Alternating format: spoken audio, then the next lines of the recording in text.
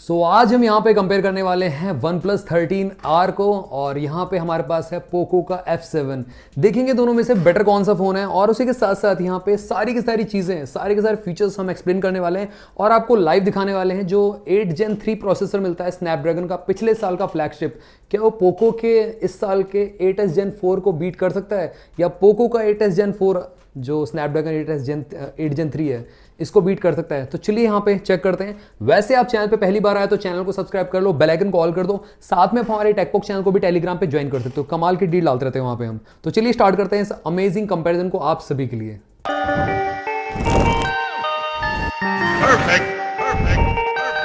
तो सबसे पहले अगर मैं लुक्स की बात करूँ तो यहाँ पे दोनों में ही आपको जो फ़ोन में देखने को मिलता है मेटल का बिल्ड, जैसा मैंने आपको बता दिया ऑलरेडी, बट दोनों के साथ आपको एक केस मिल जाता है देखने के लिए। बेसिकली आपको वन प्लस में देखने को मिलता है स्लाइटली थिनर केस एक टेक्सचर के साथ, और इसकी बात करें जो पोको F7 है इसके साथ थोड़ा सा हार्ड केस मिलता है, बट ये भी सॉफ्ट सिलिकॉन ही है। बेसिकली थोड़ा सा हार्ड मिलता है, सिलिकॉन जैसा ही है, और दोनों में प्रोटेक्शन देखने को मिल जाता है। बट ये है कि पोको में आपको एक अलग से ही मतलब इन्होंने चढ़ाया हुआ है स्क्रीन गार्ड, वो आपको देखने को मिल जाता है जो आपको वन प्लस प्रोवाइड नहीं करता। स्क्रीन गार्ड आपको अलग से लगवाना पड़ेगा, और इसमें आपको केस इस तरीके से लुक आता है इस फ़ोन का, और मैं आपको केस में दिखाता हूँ इस तरीके से लुक आता है दोनों ही फ़ोन्स का। अब बात करते हैं यहाँ पे सबसे पहला जो सेगमेंट है वो है बिल्ड क्वालिटी। देखो गाइस, बिल्ड क्वालिटी दोनों की काफ़ी अच्छी है। यहाँ पे आपको एल्यूमिनियम का मिड फ्रेम मिलता है देखने के लिए, और जो फ्रेम बेसिकली यूज़ किया गया, आई थिंक एल्यूमिनियम 6000 सीरीज़ का यूज़ किया गया है।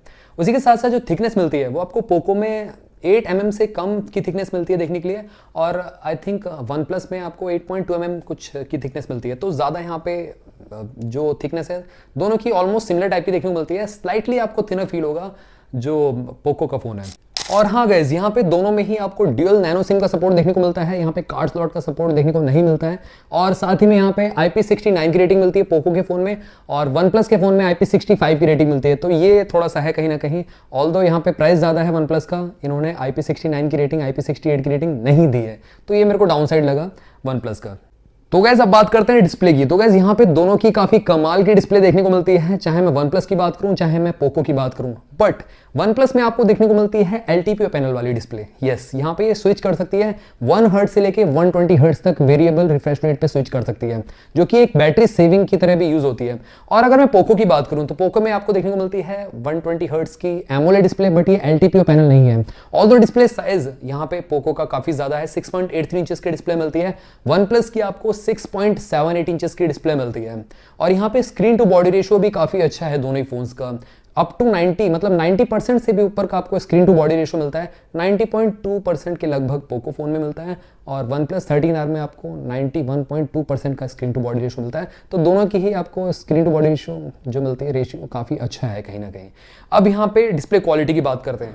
यहाँ पे डिस्प्ले क्वालिटी सुपर मिलती है, 1.5 के रिजोल्यूशन डिस्प्ले मिलती है, और पिक्सल साइज भी काफ़ी अच्छा है, 450 पिक्सल से ऊपर का यहाँ पे पर पिक्सल इंच की शार्पनेस देखने को मिल जाती है। साथ ही में ये डिस्प्ले HDR10+ को सपोर्ट करती है, डोल्बी विजन को सपोर्ट करती है। नेटफ्लिक्स पे आप डोल्बी विजन HDR, और यहाँ पे आपको देखने को मिलता है फ्लैट ग्लास डिस्प्ले, जिसकी वजह से आपको जो कंटेंट वॉचिंग का एक्सपीरियंस है काफ़ी अच्छा रहेगा। यहाँ पे कोई भी दिक्कत नहीं है, डिस्प्ले क्वालिटी में कोई भी कॉम्प्रोमाइज़ नहीं है। दोनों ही फोन्स में डिस्प्ले सुपर मिलती है, काफ़ी कमाल की डिस्प्ले मिलती है।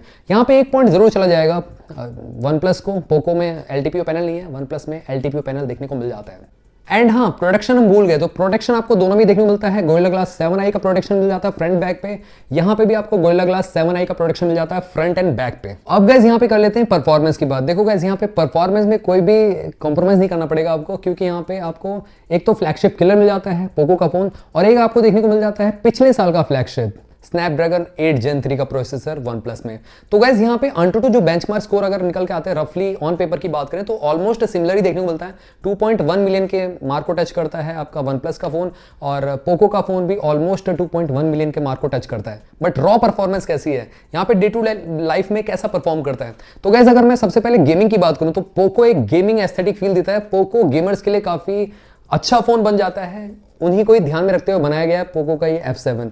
तो गैस अगर आपको स्टेबल लॉन्ग टाइम तक यहाँ पे आपको बेस्ट परफॉर्मेंस चाहिए तो पोको का आप F7 बाय कर सकते हैं, क्योंकि यहाँ पे आपको लॉन्ग टाइम तक हीट नहीं करेगा। पहले तो वेपर कूलिंग चैम्बर दिया गया है साथ ही में, उसी के साथ साथ यहाँ पे जो गेम्स हैं वो प्रॉपर इस जो चिपसेट पे काफ़ी अच्छा रन करते हैं, काफ़ी बेस्ट काम करते हैं। ऑल्दो वन प्लस भी यहाँ पे आपको काफ़ी अच्छा परफॉर्मेंस प्रोवाइड करेगा, बट लॉन्ग टाइम में जो कि ये परफॉर्मेंस प्रोवाइड कर देगा पोको का फोन, वो वन प्लस का फोन प्रोवाइड नहीं कर पाएगा। लॉन्ग टाइम की बात कर रहा हूँ, 3-4 घंटे अगर गेमिंग सेशन आप करते हो तो यहाँ पे पोको काफी अच्छा निकल के आता है बाहर। और दूसरा ये कि पोको में बैटरी बैकअप ज्यादा है, जिसकी वजह से आप लॉन्ग टाइम तक और बट आपको वन प्लस में बाईपास चार्जिंग का ऑप्शन देखने को मिल जाता है, जो कि काफी अच्छी बात है। अब हम बात करते हैं कितने FPS की गेमिंग आप कर पाओगे। देखो 120 FPS आपको कंटिन्यूस देखने को मिल जाएगी यहाँ पे स्टेबल दोनों ही फोन्स में, चाहे मैं पोको की बात करूँ चाहे मैं यहाँ पे वन प्लस की बात करूँ, कोई भी दिक्कत नहीं रहने वाली। जेनशिन इम्पैक्ट में आपको आई थिंक 60 FPS पे दोनों ही फोन्स में काफ़ी अच्छा आपको जो एक्सपीरियंस है वो देखने को मिलेगा। और उसी के साथ साथ यहाँ पे जो आपका फ्री फायर है वो भी आप खेल सकते हैं हाईएस्ट सेटिंग पे, तो यहाँ पे कोई भी दिक्कत नहीं होने वाली। अब बात करते हैं यहाँ पे जो सॉफ्टवेयर है सपोर्ट है कब तक मिलेगा आपको। देखो पोको में ऑफिशियली बताया नहीं गया, बट मेरे को लग रहा है 3+4 ईयर का आपको जरूर मिलेगा देखने के लिए, 3 साल के मेजर अपडेट और 4 साल तक के security patches. But one plus ने प्रॉपर बताया हुआ 4 साल के मेजर अपडेट्स और 5 साल के सिक्योरिटी पैचेस, तो ऑलमोस्ट यहाँ पे आई थिंक 5 या 6 साल के सिक्योरिटी पैचेस, 4 साल के जो मेजर अपडेट है वो तो कंफर्म्ड है। तो गाइस यहाँ पे लॉन्ग सॉफ्टवेयर सपोर्ट आपको वन प्लस ही प्रोवाइड कर रहा है। और अगर मैं ऑक्सीजन ओएस वर्सेस ये जो पोको का जो यूआई है बेसिकली HyperOS 2.0 है, अगर मैं कंपेयर करूं तो डेफिनेटली यहाँ पे आपको ज़्यादा फ्लूइड प्रोवाइड करता है वो है वन प्लस का जो यूआई है, ज़्यादा फ्लूइड है, ज़्यादा अच्छा अट्रैक्टिव लगता है, और इसी के साथ साथ मिनिमलिस्टिक लुक के साथ आपको बेस्ट परफॉर्मेंस प्रोवाइड करता है। डे टू डे टास्क में लैग हैंग नहीं मिलेगा, ऑल्दो पोको में भी नहीं मिलेगा, बट पोको का जो HyperOS 2.0 है वो थोड़ा सा कह सकते हो हैवी स्किन है एंड्रॉइड के ऊपर। जो वन प्लस का ऑक्सीजन ओएस है वो लाइटर स्किन है, जिसकी वजह से और ज़्यादा स्मूथ और बटरी फील होता है जो वन प्लस का जो ऑक्सीजन ओएस है। और Android 15 out of the box आपको दोनों ही फोन देखने को मिल जाते हैं। UFS 4.1 के साथ आपको पोको मिलता है देखने के लिए, और जो वन प्लस 13R है UFS 4.0 के साथ देखने को मिलता है। और DDR5X रैम मिल जाती है, LPD DDR5X दोनों में ही आपको। ऑल्दो दोनों में से किसी में भी आपको कार्ड स्लॉट का ऑप्शन नहीं मिलता देखने के लिए, बट ये है कि 12/256 और 12/512 वेरिएंट, आई थिंक 16/512 मिल जाता है वन प्लस के फ़ोन में, और पोको आई थिंक यहाँ पे 12/512 ही देता है और 12/256 का वेरिएंट देखने को मिलता है आपको।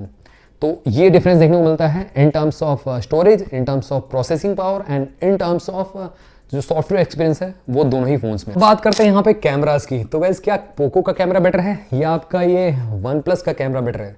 तो गाइस देखो कैमरा सेटअप जो है लुक वाइज तो यहाँ पे डेफिनेटली पोको ज़्यादा अट्रैक्टिव लग रहा है। पीछे की साइड से जो ड्यूअल लेंस है ये वन प्लस का थोड़ा सा रियलमी वीवो ओप्पो की याद दिला रहा है, क्योंकि जो इसके साथ सटा हुआ था ना कैमरा डिज़ाइन जो 12R का था वो काफ़ी अच्छा था, अलग ही पहचान देता था। बट चलिए उन सबको एस्थेटिक को साइड में रखते हुए यहाँ पे कैमरास की बात करते हैं। देखो गाइज यहाँ पे ऑन पेपर 50+50+8 मेगापिक्सल का बैक कैमरा देखने को मिलता है, और यहाँ पे आपको देखने को मिलता है 50+8 मेगापिक्सल का बैक कैमरा। फ्रंट में आपको 20 मेगापिक्सल की सेल्फी देखने को मिलती है, और वन प्लस में आपको 16 मेगापिक्सल की सेल्फी देखने को मिलती है। सोनी का IMX882 सेंसर यूज़ किया गया है इसके अंदर, और इसी के साथ साथ यहाँ पे वन प्लस में भी सोनी का ही सेंसर यूज़ किया गया है। ऑल्दो यहाँ पे हैसेलब्लड की कोलैबोरेशन नहीं मिलती, वो आपको वन प्लस 13 में ही देखने को मिलेगी। ऑन पेपर तो यहाँ पे डेफिनेटली इसके जो स्पेसिफिकेशन वो अट्रैक्टिव लग रहे हैं, और रियल लाइफ में भी यहाँ पे वन प्लस का फोन ही डेफिनेटली बेटर निकल के आता है। इन टर्म्स ऑफ सेल्फीज की बात करें, इन टर्म्स ऑफ यहाँ पे वीडियो फुटेज की बात करें, या इन टर्म्स ऑफ यहाँ पे जो main wide angle lens camera है या अल्ट्रा वाइड सेंसर है, वो डेफिनेटली वन प्लस का स्लाइटली बेटर परफॉर्म करता है पोको के F7 से। ऑल्दो यहाँ पे जो लो नाइट शॉट्स बेसिकली जिसको आप कहते हैं नाइट शॉट्स में पोको स्लाइटली बेटर परफॉर्म कर जाता है। फोकस अपर्चर 1.7 का देखने को मिलता है अल्ट्रा वाइड का इसका, और इसमें आपको ऑप्टिकल इमेज स्टेबलाइजेशन देखने को मिल जाता है। जो 50 मेगापिक्सल का वाइड एंगल लेंस है इसमें भी आपको ऑप्टिकल इमेज स्टेबलाइजेशन देखने को मिल जाता है अल्ट्रा वाइड सेंसर में बेसिकली। और 8 मेगापिक्सल का इसमें जो टेलीफोटो लेंस है वो एडेड एडवांटेज मिल जाता है इसको, और इसमें 8 मेगापिक्सल का अल्ट्रा वाइड दिया गया है, जो आपको इसमें 50 मेगापिक्सल का अल्ट्रा वाइड देखने को मिलता है। तो गाइस यहाँ पे ऑन पेपर ऑफ पेपर की बात करें, यहाँ पे वन प्लस का ही आगे निकल के आता है, तो यहाँ पे एक पॉइंट और ऐड हो जाता है वन प्लस के खेमे में।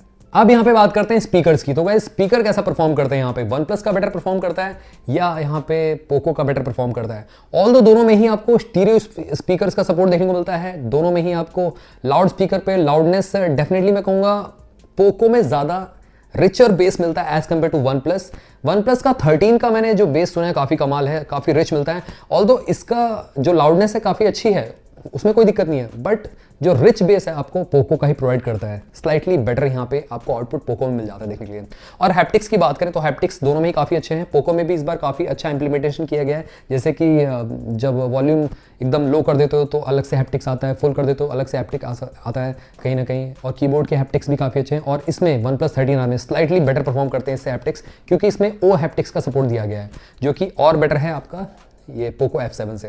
थोड़ा सा अंदर की बात कर लेते हैं। यहाँ पे आपको देखने को मिल जाता है NFC का सपोर्ट, इसमें भी NFC का सपोर्ट मिलता है, इंफ्रारेड पोर्ट मिल जाता है देखने के लिए, और इसी के साथ साथ यहाँ पे USB Type-C 2.0 का सपोर्ट मिलता है। गाइस 2025 में 2.0 का सपोर्ट दे रहे हैं। आई थिंक USB Type-C 3.0 का सपोर्ट देना चाहिए था। ये कॉस्ट कटिंग की है दोनों ही ब्रांड्स ने। उसी के साथ साथ यहाँ पे आपको GPS का सपोर्ट दोनों में देखने को मिल जाता है। Wi-Fi 6-7 का सपोर्ट देखने को मिलता है यहाँ पे, ड्यूअल बैंड। और यहाँ पे अगर हम बात करें सेंसर्स की, तो सारे के सारे जो इंपॉर्टेंट सेंसर है दिए गए दोनों में ही। फिंगरप्रिंट सेंसर की तो गाइस दोनों में ही आपको इन डिस्प्ले फिंगरप्रिंट सेंसर देखने को मिलता है, और लोकेशन दोनों की ही कहीं ना कहीं देख सकते हो नीचे ही है। और पोको की स्लाइटली मैं कहूँगा एक हल्का सा मतलब बराबर ही है, मतलब मेरे को बराबर ही लग रही है। देख सकते हो दोनों की प्लेसमेंट। अब यहाँ पे देख सकते हो दोनों ही काफ़ी अच्छी तरीके से काफ़ी फास्टली यहाँ पे अनलॉक कर देते हैं फोन्स को, इसमें कोई दिक्कत नहीं है। अब लास्टली यहाँ पे बैटरी की बात कर लेते हैं। सारी की सारी चीज़ हमने ऑलमोस्ट कवर कर ली है। तो बैटरी इसमें आपको कहीं ना कहीं इधर पीछे की साइड लगी हुई है 7550 mAh बैटरी कैपेसिटी, जो कि वन ऑफ द लार्जेस्ट है अभी तक आई थिंक किसी फ़ोन में अभी तक जितनी मैंने देखी है। और इसमें आपको देखने को मिलती है OnePlus में 6000 mAh की ली एंड सिंगल सेल बैटरी, और इसमें आपको देखने को मिलती है सिलिकॉन कार्बन बैटरी, जो कि मेरे ख्याल से फार बेटर है ली एंड बैटरी से। प्रोडक्शन वाइज भी बात करें और बैटरी हेल्थ को मेंटेन करने के माइंडसेट से भी बात करें, इसमें बेटर आपको हेल्थ मैनेजमेंट देखने को मिलेगा। ऑलमोस्ट क्लेम किया गया है 4 साल तक 80% बैटरी को होल्ड कर सकता है। और OnePlus की बात करें तो इसका आई थिंक 4 साल में 75 तक हो जाएगा, 75 या 70 तक पहुंच जाएगी इसकी बैटरी हेल्थ। तो ये डिफरेंस जरूर देखने को मिलता है दोनों ही फोन्स में। तो गैस चलिए, ये तो हो गया ऑलमोस्ट सारी चीजें कवर कर ली हमने। अब फाइनल कंक्लूजन पे चलते हैं, दोनों में से कौन सा फोन बेटर है, आपको कौन सा फोन बाय करना चाहिए। आपको OnePlus का 13R बाय करना चाहिए या आपको पोको का F7 बाय करना चाहिए। तो गाइस देखो, अगर आप एक गेमर हो तो डेफिनेटली यहाँ पे मैं रिकमेंड करूंगा आप पोको का फ़ोन बाय कर सकते हैं। पोको में आपको जो परफॉर्मेंस मिलती है, स्टेबल परफॉर्मेंस मिलती है, बट जो आपका OnePlus है वो कुछ टाइम बाद जो परफॉर्मेंस को थोड़ा सा डाउन करने लगता है, जैसे ये हीट करता है तो वहाँ पे थोड़ा सा देखने में लगता है। बट ये है आपको स्टेबल परफॉर्मेंस प्रोवाइड करता है, क्योंकि यहाँ पे जो लेटेस्ट है 8s Gen 4 यूज़ किया गया प्रोसेसर। फिलहाल अभी के लिए BGMI काफ़ी कमाल का इसमें रन करता है, काफ़ी स्मूथ रन करता है। कैमरास की बात करते हैं तो डेफिनेटली यहाँ पे OnePlus आगे निकल जाता है। कैमरा काफ़ी केपेबल है, काफ़ी अच्छा है, क्योंकि इसमें एक एडेड जो टेलीफोटो लेंस है वो काफ़ी कमाल करता है। इसमें टेलीफोटो लेंस ही नहीं है, अल्ट्रा वाइड जरूर दिया गया है, बट यहाँ पे आपको अल्ट्रा वाइड के साथ टेलीफोटो लेंस मिल जाता है। तो अगर आप एक कैमरा सेंट्रिक फोन चाहते हो, बेटर चाहते हो कैमरा क्वालिटी फ्रंट और बैक कैमरा, डेफिनेटली आपको ये OnePlus का 13R पसंद आने वाला है। अब बात करते हैं बिल्ड क्वालिटी की। तो गाइस देखो, बिल्ड क्वालिटी में यहाँ पे दोनों में ही काफी अच्छा है। मतलब एल्यूमिनियम आपको फ्रेम मिलता है, फ्रंट में आपको गोरिल्ला ग्लास 7i का प्रोडक्शन देखने को मिल जाता है, बैक में भी गोरिल्ला ग्लास 7i का प्रोडक्शन देखने को मिल जाता है। तो गाइस बिल्ड क्वालिटी में कॉम्प्रोमाइज है ही नहीं बिल्कुल भी, बिल्ड क्वालिटी दोनों की काफी अच्छी है। और थोड़ा सा बात करें यहाँ पे जो डिस्प्ले क्वालिटी है उसमें भी कोई भी कॉम्प्रोमाइज नहीं है। Although screen to body ratio दोनों का ही काफी कमाल मिलता है, 90% से ऊपर का स्क्रीन टू बॉडी रेशियो दोनों में देखने को मिल जाता है। तो गाइस डिस्प्ले में भी कोई भी यहाँ पे कॉम्प्रोमाइज है ही नहीं, कोई भी यहाँ पे ऐसा नहीं है कि इसकी डिस्प्ले अच्छी इसकी डिस्प्ले खराब है। तो डिस्प्ले क्वालिटी दोनों की सुपर मिलती है, 120 हर्ट्ज का रिफ्रेश रेट, 1.5 के रिजोल्यूशन।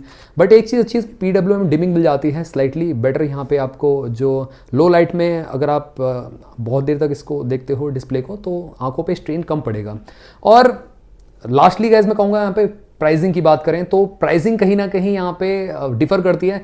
आपको OnePlus 13R देखने को मिल जाता है बैंक ऑफर लगा के 40,000 रुपीज़ के प्राइस ब्रैकेट में, और वहीं आपको जो पोको का फ़ोन है अंडर 30 के कार्ड वार्ड ऑफर पे देखने को मिल जाता है। और आई थिंक इसका 512 GB वेरिएंट देखने को मिल जाएगा 35,000 रुपये तक के प्राइस ब्रैकेट में। आप समझ सकते हो अंडर 35 के इसको मान सकते हो पोको के फ़ोन को, और इसको अंडर 40 के मान सकते हो। तो गाइज यहाँ पे ओवरऑल बेटर कौन सा फ़ोन है? तो गाइज अगर आप गेमर हो तो आपको डेफिनेटली पोको का F7 बाय करना चाहिए। एंड हाँ, एक चीज़ और मैं भूल गया, थोड़ा सा बैटरी डिपार्टमेंट में पोको बाजी ले आता है। यहाँ पे आपको 1500 mAh बैटरी कैपेसिटी एक्स्ट्रा मिल जाती है OnePlus के मुकाबले। OnePlus में आपको मिल जाती है 6000 mAh बैटरी कैपेसिटी, ऑल्दो ली आयन बैटरी है, ली आयन पॉलीमर बैटरी है, और इसमें आपको सिलिकॉन कार्बन बैटरी का यूज़ किया गया है। तो ये एक प्लस पॉइंट और ले जाता है अपने पास। तो गाइज यहाँ पे कैमरा सेंट्रिक, अगर आप ओवरऑल सॉफ्टवेयर डिपार्टमेंट भी अच्छा चाहते हो तो यहाँ पे ले सकते हो OnePlus का फोन। बट अगर आप चाहते हो यहाँ पे लॉन्ग टाइम तक गेमिंग करना और long battery backup, better battery backup, तो यहाँ पे पोको F7 के लिए आप जा सकते हो। तो गाइस ये था एक सिंपल सा कंपैरिजन। अगर आपको क्वेरी इन दोनों फोन से रिलेटेड कुछ भी रहता है तो जरूर आप मेरे से कमेंट सेक्शन में पूछ सकते हो। चैनल को सब्सक्राइब कर लेना, बेल आइकन कॉल कर देना। मिलते हैं आप सभी से अगली वीडियो में। Till then bye bye.